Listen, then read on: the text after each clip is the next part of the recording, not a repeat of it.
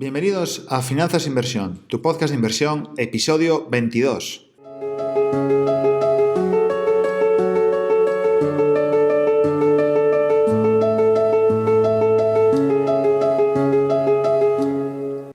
Hola a todos, os damos la bienvenida al podcast de Finanzas e Inversión, al aparato Javier García y servidor Borja Rubí, socios fundadores de RW y gestores de patrimonios independientes. Como sabéis, en este podcast hablamos de inversión, de finanzas y economía en general. Está además patrocinado por rw.es, escuela de negocios y entidad de asesoramiento financiero independiente. Aquí podéis encontrar asesoramiento puntual, recurrente, formación financiera para trabajar en banca, cursos de fondos de bolsa o reservar una consultoría financiera para preguntarnos todo lo que queráis sobre vuestras inversiones y vuestras carteras. Hola a todos, vamos a arrancar un programa más, una semana más, no sin antes dándoos de nuevo las gracias porque estamos ya muy cerca de ya pasando los 25.000 escuchas y los 3.000 seguidores solo en Spotify. Con lo cual, la tendencia es alcista, es más alcista que si miráis la gráfica del mercado americano de los últimos 10 años y la verdad que nos impresiona mucho ver cómo desde, no llevamos yo creo que ni un año, ni de lejos, llevamos un año con el podcast y la gráfica, parece la subida a un puerto de alta montaña porque es que es completamente pendiente hacia arriba el número de escuchas y el número de seguidores y cada semana más. Así que un millón de gracias y sobre todo gracias por esas valoraciones que nos enviáis, por los emails que nos enviáis haciéndonos preguntas, recomendándonos capítulos para siguientes programas, dudas sobre algo que queréis comentar o incluso para agradecernos el contenido que nosotros hacemos y creamos de manera totalmente altruista y con pasión, porque es que nos encanta hablar de esto. Es decir, estaríamos grabando capítulos del podcast y hablando de finanzas y de economía y de mercados financieros todo el día. De hecho, es que es a lo que nos dedicamos. De una manera o de otra, con un canal u otro, pues es a lo que nos dedicamos. Aprovecho para meteros una cuña publicitaria, si lo queréis ver así, porque la semana que viene tenemos unos nuevos programas, unos nuevos talleres de fondos de inversión.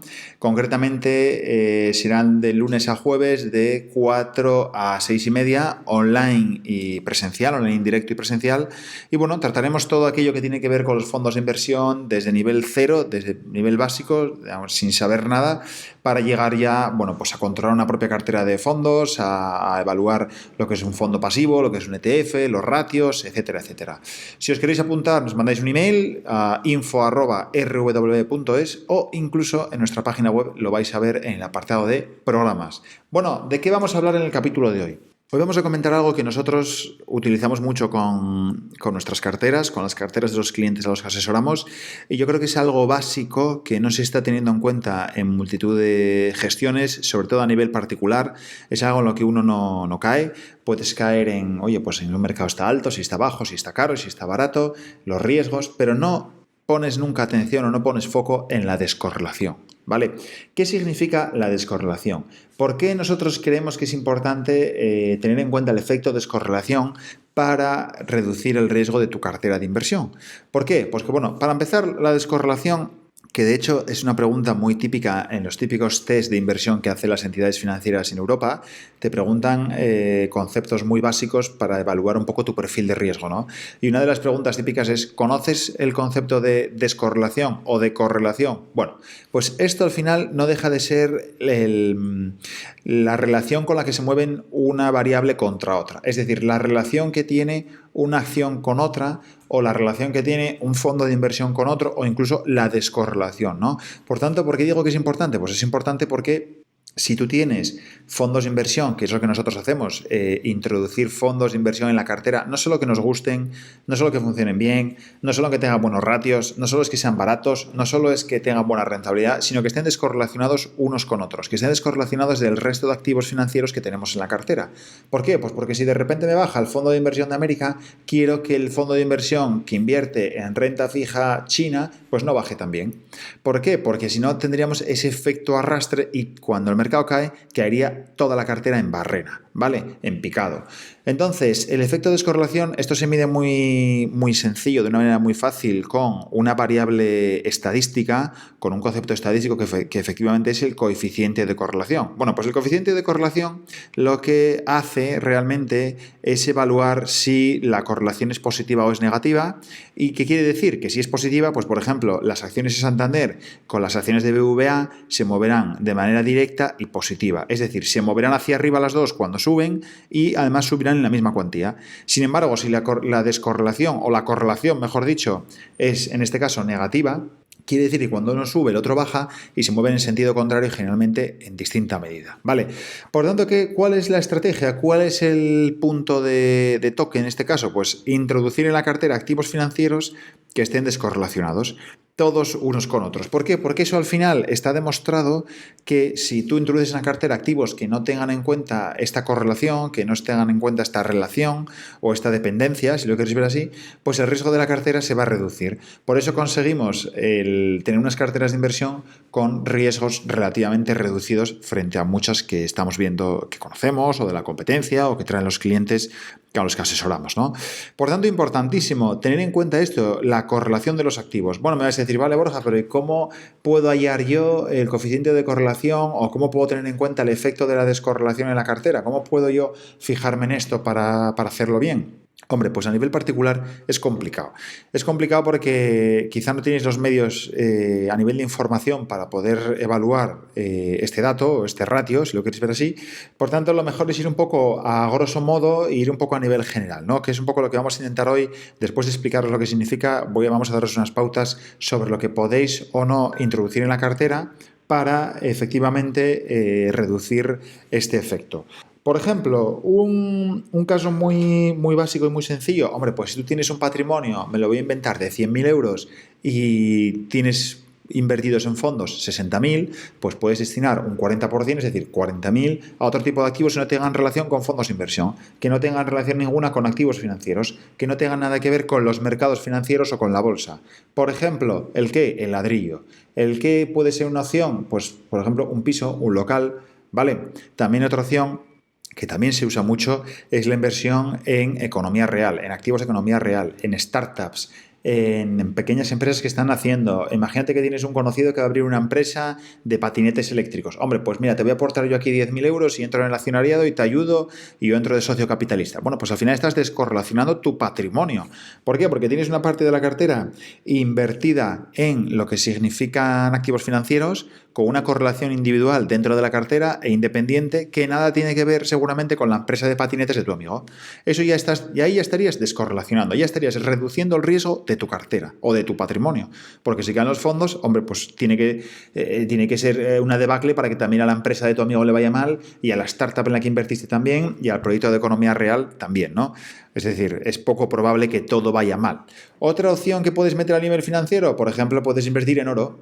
El oro descorrelaciona porque es un activo refugio. Cuando todo cae, pues se supone que el oro tiende a mantenerse o sube, ¿vale? Es un efecto contrario. ¿Por qué? Porque el oro es un valor refugio. Puedes invertir, si tienes por ejemplo, acciones de la bolsa española, pues puedes irte hacia activos totalmente diferentes, como pueden ser países emergentes, que de hecho hablaremos en los próximos capítulos, dedicaremos un único episodio a la inversión en países emergentes. Puedes invertir, por ejemplo, en fondos de retorno absoluto. ¿Qué son fondos de retorno absoluto? Bueno, fondos de retorno absoluto, que ya os aconsejo que los deis un vistazo y que los miréis con cariño. Un fondo de inversión de retorno absoluto es una categoría dentro de los fondos de inversión. Hay fondos de inversión de bolsa, hay fondos de inversión de renta fija, hay fondos de inversión de retorno absoluto. Bueno, pues los fondos de inversión de retorno absoluto lo que intentan es obtener rentabilidades positivas, pase lo que pase en el mercado, suba o baje su mercado de referencia, ¿vale? Vaya bien o vaya mal. ¿Lo consiguen? Bueno, pues depende, hay como todo. Hay algunos que sí, hay otros que no. Hay unos que van bien durante 4 años seguidos y en el quinto de repente pinchan y pegan una caída brutal. Bueno, lo que tienes que tener en cuenta es que el retorno absoluto, por así decirlo, ya es un sistema, un ecosistema de inversión. Dentro de ello hay pues otra serie de activos, otra serie de estrategias, como puede ser la baja volatilidad, el smart beta, que se llama, el bajo riesgo, la neutralización del riesgo. Bueno, hay una serie de subestrategias dentro de lo que es el retorno absoluto. Pero para que os hagáis una idea, esto lo podéis encontrar con fondos como denominados más comúnmente como fondos de retorno absoluto o fondos alternativos, ¿vale? Ahora, creo que, bueno, nosotros hemos descubierto, porque si os dijera que lo conocemos de toda la vida, os estaríamos engañando, pero hace bien poco hemos descubierto una nueva categoría de fondos y una nueva temática de inversión en este caso, que son los fondos efectivamente temáticos, ¿vale? Efectivamente temáticos. Los hay, pues por ejemplo, hay fondos que invierten en macrotendencias, como puede ser la robótica, como puede ser la ciberseguridad, como puede ser el agua, la madera, ¿vale? Son fondos de inversión que su estrategia se basa, en este caso, en lo que va a pasar en el mundo dentro de 5 a 10 años o 20. Pues creemos que va a haber mucha más población, creemos que va a haber mucha menos agua, creemos que va a haber mucha menos madera, creemos que se van a hacer muchísimas más operaciones digitales, por tanto será necesario más plataformas de pago, más e-commerce y más ciberseguridad. Y luego otra de las temáticas en este caso es una que os va a contar Javier ahora mismo, que a mí me apasiona y la verdad que me maravilló el día que la escuché, porque descorrelaciona la cartera de inversión de una manera espectacular, porque no le afecta nada de lo que le afecta al resto de activos, no le afecta al mercado financiero, no le afecta a la bolsa, no le afecta al mercado americano, no le afectan las acciones, no le afecta absolutamente nada de lo que tiene que ver con el mundo bursátil y el mundo de la inversión. Sin embargo, tiene la carcasa o tiene la forma de un fondo de inversión. Es decir, se podría comprar y lo podríais comprar. No es ni más ni menos que los cat bonds o catastrophe bonds. Los catastrophe bonds o los cat bonds, ahora mismo Javi os va a contar en largo y tendido, en detalle, qué significan y cómo invierten. Pero bueno, yo ya solo os adelanto que esto no nos lo hemos inventado nosotros, por desgracia, pero ya Warren Buffett se supone que es uno de los artífices de los cat bonds en Estados Unidos, ¿no, Javi?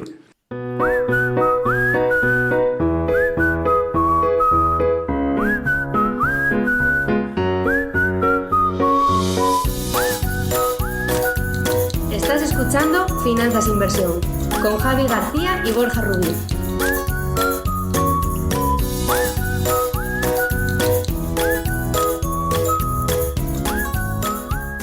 Bueno, primero saludaros a todos. Estamos muy agradecidos del apoyo que nos dais. Sí, vamos a comentar un poco con detalle qué es esto de los bonos catástrofe en español. Cat bond sería el término inglés. Y luego hay un sinfín de términos mucho más técnicos, ¿no?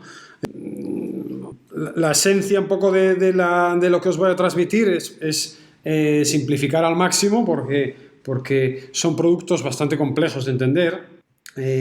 Voy a intentar daros, bueno, con el riesgo de pecar de simplista o de omitir muchos datos relevantes, pero bueno, para que al final mantengamos la esencia del podcast, que es que nos entienda todo el mundo, ¿no? Este mes de junio pasado, leí en la revista prestigiosa de Economics, algunos la seguiréis, de las más prestigiosas del sector o del ramo, rezaba el titular que ponía exactamente la próxima catástrofe, ¿no? Y entre paréntesis, y cómo sobrevivir a ella. En el artículo, bueno, hablaba de la probabilidad fundamentalmente de una próxima catástrofe natural y si había alguna manera de que bien los estados o las aseguradoras estuviesen lo suficientemente preparados, ¿no? para asumirla, ¿no? Todos, estoy convencido de que todos los oyentes, si os digo el terremoto mexicano que asoló México en el 85, el tsunami que arrasó el sudeste asiático en el 2004, el año siguiente nos visitó, ¿os acordáis? El Katrina, fundamentalmente en Estados Unidos, el huracán. Bueno, son catástrofes todas de una índole gigantesca, ¿no? Tuvieron unas consecuencias tremendas.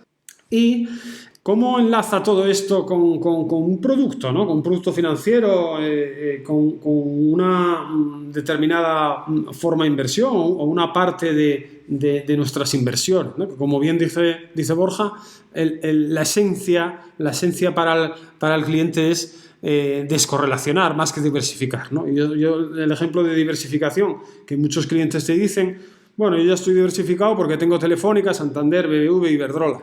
Muy poca diversificación tienes ahí. Al final está todo muy focalizado pues, como bien sabéis, IBEX 35, en 4 compañías. Ahí no hay una descorrelación, ¿no? Que llamamos en finanzas. Descorrelación son unos pesos en unos determinados activos que reducen el riesgo de que tendrían si los tuviésemos contratados por separado, ¿no?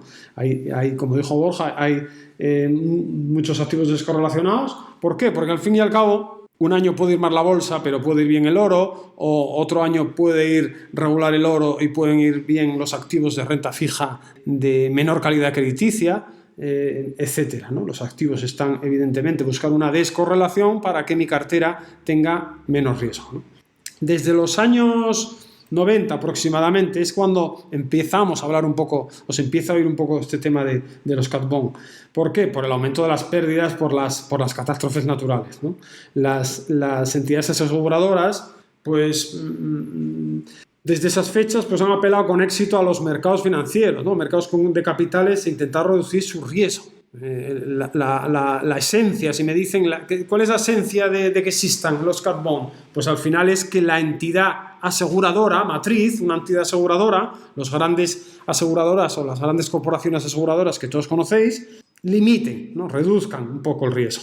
Inicialmente todo esto se llevó a cabo con unos instrumentos conocidos técnicamente con las siglas de ILS, que era de Insurance Linked Securities, que es un poco la traducción de valores o instrumentos vinculados a seguros, ¿no? Es la esencia de lo que es un bono catástrofe. Al final, ¿qué función general cumple esta figura, ¿no? Financiera? Al final no deja de ser de ampliar el reaseguro clásico, ¿no? De las entidades aseguradoras como lo conocemos. El reaseguro, para el que no lo conozca, al final se trata de que la entidad aseguradora cede parte del riesgo que asume con el fin de reducir el monto, ¿no? El monto o posible pérdida en caso de llevarse a cabo las contingencias, en este caso la catástrofe. Esos riesgos naturales, ya sabéis lo que son, ¿no? Huracanes, terremotos, pandemias. Evidentemente tienen probabilidades relativamente bajas, ¿no? De que ocurran. Están cuantificadas como relativamente bajas. Ahora bien, todos sabéis que su impacto financiero es grandísimo, ¿no? Por tanto, al final lo que tratan las aseguradoras, insisto, es de compartir, digamos, ese riesgo, ceder parte del riesgo, ¿no? Fundamentalmente pagando parte de la prima que han recibido previamente por cubrir esos riesgos, ¿no? Luego vamos a ver, luego no. Imaginaros que sois un particular o una empresa, imaginaos que tenéis una empresa de madera en Florida, que os dedicáis a hacer productos relacionados con la madera, pues evidentemente al ser una zona pues más proclive para huracanes o para tsunamis, etcétera, lo normal es que tú como empresa tengas contratado un buen seguro en el caso de que ocurra una contingencia, te cubra, por ejemplo, pues todo el stock que tengas de madera o productos que tengas ya elaborados, etcétera, ¿no? Al final, cuando esas empresas o particulares que quieren cubrirse de esas contingencias pagan las primas, las aseguradoras, en vez de quedarse con el montante total de esas primas, las ceden a terceras entidades, las pagan, cediendo a su vez parte del riesgo. Es decir, es como si diversificaran, ¿no? Al final, un bono catástrofe, que es la esencia, pues sería un instrumento financiero que compre ese riesgo a cambio de una parte de la prima. Es decir, la rentabilidad de ese bono catástrofe es, bueno, esa prima que voy a recibir a cambio de cubrir esas contingencias, ¿no? Por tanto, bueno, ya es importante que el oyente se dé cuenta de una cosa: la rentabilidad de estos bonos no depende en absoluto ni de los tipos de interés, ni de la solvencia de las empresas, solamente dependen de una cosa, de que no ocurran catástrofes naturales. Eso es lo que le beneficia a cualquier inversor en este tipo de instrumentos, que no ocurran catástrofes, ¿vale? La rentabilidad media histórica de estos productos, para que os hagáis una idea, más o menos está en torno al 6-7% anual de rentabilidad. Resumiendo, la entidad aseguradora recibe unas primas por asegurar determinados eventos y, para no cubrir el 100% del riesgo, cede parte de ese riesgo a cambio de pagar una prima recibida, ¿no? Por tanto, el bono, esa estructura, por así decir, esa estructura financiera, recibe una serie de primas, que es la rentabilidad que va a dar a sus inversores, ¿vale? Me diréis, ¿qué pasa cuando hay una catástrofe, no? Por ejemplo, Katrina 2005, de media. Estos productos cayeron aproximadamente un 10%, ¿no? Ya diréis, ¿por qué no cae más? Si las pérdidas fueron tan cuantiosas y evidentemente no, seguro que en aquella época hizo quebrar alguna entidad aseguradora. porque lo normal, a su vez, que haga un fondo de este tipo, porque lo normal es que ese instrumento no compres un bono catástrofe concreto, sino un fondo que va a invertir en determinados bonos. Es decir, el mismo fondo ya está invirtiendo o diversificando la cartera en diferentes bonos catástrofe, ¿vale? Por tanto, la media que cayó en este tipo de productos cuando el Katrina, cuando el desastre natural, fue más o menos un 10%. Y es verdad que esa caída luego la recuperó relativamente rápido. Estamos hablando de que si luego hacen tires anuales del 4 o el 5%, pues podéis imaginar que se recupera relativamente fácil, ¿vale? A día de hoy, más de 30 grandes fondos de pensiones mundiales, para que os hagáis una idea, el fondo de pensiones de canadiense, de Canadá o Nueva Zelanda, invierten en bonos catástrofe. Incluso el de Nueva Zelanda me parece que llega hasta un 8% de la cartera está invertido en bonos de este tipo, para que os hagáis una idea, un 8%, es muchísimo. ¿Cómo se instrumenta? Pues lo dicho, no compras un bono concreto que cubra una contingencia, sino que compras un portfolio, una serie de bonos diferentes que cubren determinadas contingencias para así diversificar el riesgo, ¿no? Entonces, si ocurre una determinada contingencia, tú vas a tener la pérdida limitada a porcentaje de ese bono que tengas en tu fondo, ¿no? Otra cosa que me gusta significar es normalmente el cliente entra paulatinamente en esta serie de inversiones. Tú si el objetivo de un cliente es, por ejemplo, que tenga un 4% de la cartera en este tipo de bono, de fondo, no se invierte el 4% de golpe. ¿Por qué? Porque estarías asumiendo un mayor riesgo. Es decir, si inviertes el 4% de golpe, pues asumes más riesgo a que ese año, por ejemplo, haya una catástrofe y ese perfil de producto pues tenga una caída más relevante. Se suelen hacer pues paulatinas, ¿no? Pues inviertes un 2% un año y 2% al año siguiente, ¿vale? Es un poco la manera de implementar en cartera, pero bueno, esas son cosas técnicas. Pero, en resumen y para acabar ya, pues un producto real, es real, no es nada ni ciencia ficción ni una cosa extravagante o estratosférica que os traemos aquí. Realmente nuestros clientes pues tienen una parte de su inversión en fondos de este tipo, ¿vale? Y por mi parte me despido ya hasta el próximo día, agradeciendo de nuevo la fidelidad que nos tenéis. Y hasta aquí el capítulo de hoy. Como siempre, no olvidéis suscribiros al podcast, valorarnos con 5 estrellas en iTunes, seguirnos en iVoox y en Spotify y, por favor, dejadnos vuestros comentarios. Si tenéis algún conocido al que le pueda resultar de interés nuestro podcast, os agradeceremos muchísimo que se lo digáis, que se lo recomendéis y, sobre todo, como siempre, y nos sentimos ser pesados, pero muchísimas gracias por vuestras valoraciones, por escucharnos, por estar al otro lado, por comentar el podcast, seguirnos en el blog y en las redes y ya sabéis que, como siempre, nos podéis encontrar en rw.es, en Facebook, en Instagram, YouTube, LinkedIn y, sobre todo, en Google. Si estáis en Asturias o en Oviedo y estáis cerca de nuestra oficina, de nuestros headquarters en la calle Cervantes 18, os invitamos a un cafetín e intercambiamos impresiones sobre la inversión y sobre los mercados. Deseando que el mercado suba eternamente y todos rentabilicemos nuestras inversiones, os enviamos un abrazo enorme hasta la semana que viene. Chao, chao.